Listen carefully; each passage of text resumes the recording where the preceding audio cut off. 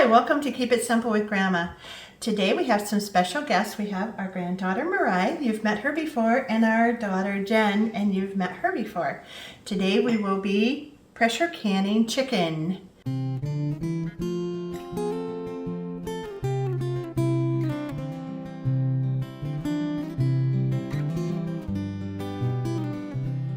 Often you end up with a lot of chicken in your freezer and it takes up a lot of space. So we will be pressure canning this, and pressure canning is really the only safe way to process meats or low acid foods. Foods that would be like green beans or root vegetables like carrots, potatoes, and that kind of thing. But foods like tomatoes or pickles have a lot of acid in them, or you process them with vinegar. So those are fine for water bath, but there are some foods that should only be done in a pressure canner. So that's what we will be doing today. We're going to go over some safety tips, but in order to find out all of the safe canning methods, you should go to USDA and find out there all the guidelines, or ballmasonjar.com, and that will also give you guidelines for safe canning. So we will go ahead and get started here. We have a lot of chicken. We have like maybe 20-30 pounds of chicken that we've cut up into small cubes, and there are actually a couple ways that you can process the chicken. Today we will be doing the cold pack. Another way is hot pack, and that's where you just pre-cook some of the chicken and then you can it with that liquid that you've cooked it with. But today we will be doing cold pack, and you add no liquid. It just could not be simpler. So we'll go ahead and get started here, and we'll explain some things as we go, such as how to use the pressure canner and why the pressure canner is important and things like that. So we'll go ahead and fill up all these jars, and then we'll go ahead and talk about that. All three of us have a pressure canner, and all three of us have been very hesitant to use our pressure canner because of fear, that we would not do it safely. And so we decided that we are going to pressure can chicken after finding out that it is very safe. You just have to make sure that you follow the guidelines and do it properly. There are people that insist that they can still water bath chicken, and good for you, but we're not going to do that because it is not recommended as a safe way to water bath. Today we will be filling up all these jars, and we have a couple pressure canners in the back here that we are going to double stack. Right now we are filling the jars, leaving 1 1/4 inch of headspace, and then we'll be using a spatula, a rubber spatula or plastic spatula, and actually kind of burping to get out any air bubbles, and that will help it to seal better too. And then Jen, in hers, she is adding some bouillon. You can actually add like a 1/2 teaspoon of salt or any kind of seasoning that you want, but it's not necessary to add any. I'm not putting any seasoning in mine so that I can season it for whatever chicken dish I'm making. So, and then I'm also wiping the rims with the vinegar then. So, and that removes any oils that is on there from the meat. So, and then the rings will only go finger tight. Jen, do you want to demonstrate that? Then how you're not going to crank it. You're just putting it on finger tight. Yep. If you put it on too tight, and that can affect the seal also. So the canner has to get up to at least 240 degrees in order to properly kill all the bacteria that can cause botulism. And botulism actually is a very deadly disease or sickness, and it is caused from food poisoning. But don't be afraid to use your canner, especially right now with the cost of meat prices and food prices. You can actually find a bunch of meat for a good price, and then pressure can it if you don't have room in your freezer, or you may just prefer it like that too.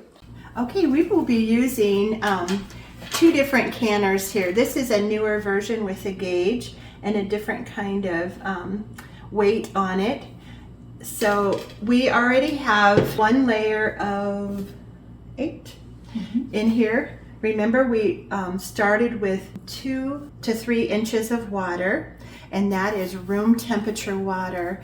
Because we're starting with room temperature meat and jars, then the water will be room temperature. If we're doing hot pack, that would be totally different. So now we will put another rack, whatever it's called, on top of those jars, and then we can put 8 more on here, and then we will put the lid on. But this one I wanted to show you is an older version. In fact, this is from 1974, did we say? 1974, and it's still in great condition. It still works. It has a different kind of lid, and it just has the venting part here and the weight, or jiggler, some people call it. Because this is an older canner, we do not have the racks, but I do know that we can use a couple other things in place of a rack. You just do not want to put the jars on the bottom because they will burst. So for the first one, this towel on the bottom here, and then we'll put the jars directly on the towel.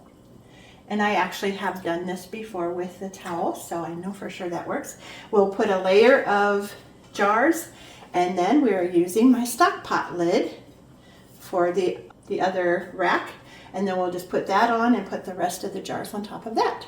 The vent weight is different, and it will all be dependent on the altitude that you live in, so you'll need to check your altitude. But in our area, because we are less than 1,000 feet, we will use 10 pounds of pressure. And I don't know if you can see the number 10 there. So when it's time, we will put that on, but we do not do that from the beginning. So we'll go ahead and fill the pots up, and then I'll show you how to do the pressure gauge. We'll put the lids on and make sure it's locked. And then I'll go ahead and put this one on too. This one has a gauge, and it will show the pressure. So you will also notice that when it is up to pressure, this little thing will pop up. So that also lets us know that it's up to pressure. And we will adjust the pressure. We don't want it to go much higher than 10 on here. And if it does, it's okay. We just don't want it to go any higher than 15. So when it starts getting close to about 8 there, we'll just start cranking the burner down a little bit. And normally I think it's about medium on this burner. We will turn on the burners, and I'm starting on high just to get the pressure up. Then we're waiting for steam to come out in a steady stream of the vents here. And once it starts coming out in a steady stream, then we will turn on the timer and we will time it for 10 minutes. And once the 10 minutes is up, then we will put on the pressure gauge. So we'll come back when we have some steam. Okay, I don't know if you can see, but I can feel that it is venting now. And that means that it is releasing all of the air in there. So it has been a steady stream. So I'm going to go ahead and set the timer for 10 minutes. And then once the 10 minutes is up, then I will put the weight on. So we'll come back when that's ready. Okay, the timer went off, and I'll put the number 10. You can hear it. So I'll put the number 10 on. And what I'm going to listen for is for it to jiggle at least once in a minute's time. 1 to 4 is about what you're looking for. So you can see that there's some bubbles coming out there. That's completely fine. And then I will adjust the temperature then. And it's not until I hear that jiggle at the right pressure that I will start timing. So I'm not timing yet. This one, there is no steam yet, so we haven't even started with that. But like I said, it's a smaller burner, so it will take longer. So we'll come back when this starts jiggling. So I will time until we have 1 to 4 per minute. We have put the weight on. This one is about 11 and it's holding steady. And this one is still jiggling away. Have about 41 minutes for this one. So now we will set the timer for this one. Okay, this one has completed the 75 minutes and I just shut off the burner. So now I will wait about 45 minutes, 30 to 45 minutes, and then I will check. I'll just move the weight just a tiny bit. If it still sounds like it has steam, then I will wait a little bit longer. And at this point I will use a hot pad because it will be very hot. And the other one is still going. It has about 30 minutes yet. So we'll come back when this is ready to open the lid. Okay, our first canner is finished, and after I knew that it had come down completely and there was no more pressure inside, I carefully removed the weight and then I let it set for another 10 minutes or so, and now I'm going to remove the lid and we'll take out the jars. Always remove the lid away from you so that you don't get a steam bath, and actually steam can burn just as badly as fire. Look at all the liquid in there. Remember, we didn't add any liquid, but look at that. Isn't that wonderful? I will arrange these on a towel an inch or two apart from each other, and it's important that you do not ever put your hot jars on a cold counter, because if you do, it will probably burst. So make sure that you put it on a towel or a trivet or something like that and space them out. I don't know if you can see that it's still boiling in there, so they're very hot. Be very careful. Okay, I can already hear popping. I can already tell that some of them are starting to seal already, but we're going to leave them completely undisturbed for at least 12 hours. So at that time, we'll remove the bands. The bands are the outside part, and then we will store them without the bands on them. It will be easier to detect if there's any spoilage without the band on, because sometimes the band can keep the seal from coming off if the seal is damaged or whatever. But something I noticed when we were first starting the process, I have a brand new seal, but I don't know if you can tell, right here is an indentation, and that is a damage to this seal. So we're going to throw this away. We can't use it. So even though they're brand new, you still need to check your seals before you use them. It would be sad to go through all of this and then end up having to throw it out because of a bad seal. So always check your seals well. And if for some reason after the 12 hours, one of them has not sealed, I don't foresee that that will happen, but if for some reason that happens, all you have to do is just put it in the refrigerator and use it as soon as you can. And then after 24 hours, you can go ahead and put them in your pantry. These have sat for about 12 hours, and I have removed the bands and I washed all the jars just to make sure that there's no little bits or anything or liquid that may have escaped that could cause the growth of bacteria or spoilage. So I've washed them all really good, especially around the seal area.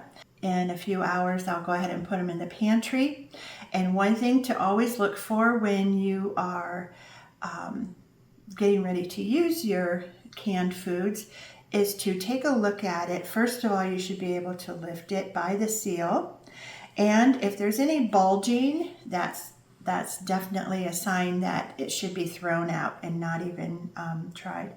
And also, listen as you open it up. There should be a popping sound, and that popping sound is like what you heard as they were sealing, that pop, pop, you know. And then smell the food.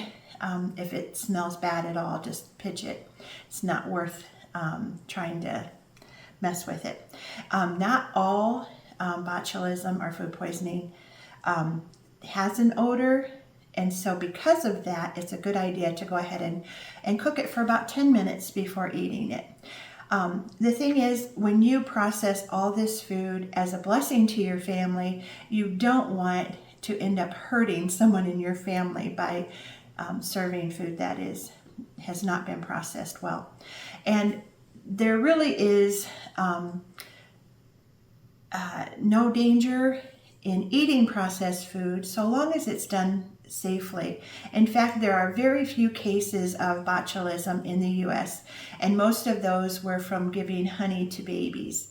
So it really isn't, I mean, there's always that warning to be careful, but it's not really like there's massive cases of botulism. So I just wanted to point that out. And I hope that by joining us today that you will fear no more to use your pressure canner. Don't let it just sit there. Use it. Just use the simple guidelines that are listed down in the directions below for the USDA. So do your own research. Find out what you should do. And also, if you have an older canner, or if you've never used your canner, do a trial run before you go through all the work of processing something. So do a trial run, make sure that your seals are good, and if your seals are bad, like I told you with the one canner was 1974 and it still worked great. Produced some beautiful looking chicken here. So just check to see if all your seals are good, and you can replace those seals at your local hardware stores, possibly on Amazon. But yeah, there's no reason to throw out an old canner unless the canner itself is damaged, if it's warped on the bottom or whatever. One thing that will cause it to warp is if you were to put your pressure canner in cold water to cool it down. Don't ever do that. Not only will it give you false seals or cause siphoning where the liquid would drain out of the jars, but it can also damage your pressure canner so that it's not usable anymore. And they're expensive. Please like and subscribe to the channel, and please follow along for more videos. If you have comments about what we did today, or if you're just a professional pressure canner and you have advice for us, please leave that advice. I would appreciate that very much. Please don't be afraid to use your pressure canner.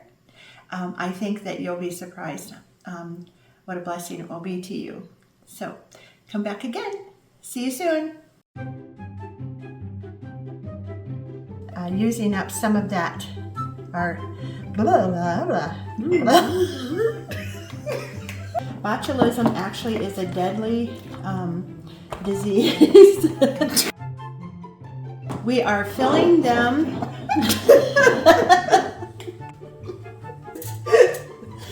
Are we going to be able to get through it? I might just have to have you say that line a couple times. Okay. All right, turn around. All right. Well, it's only go one way here. Oh. That is a damage to this seal, so so we're going to throw this away. We can't use it.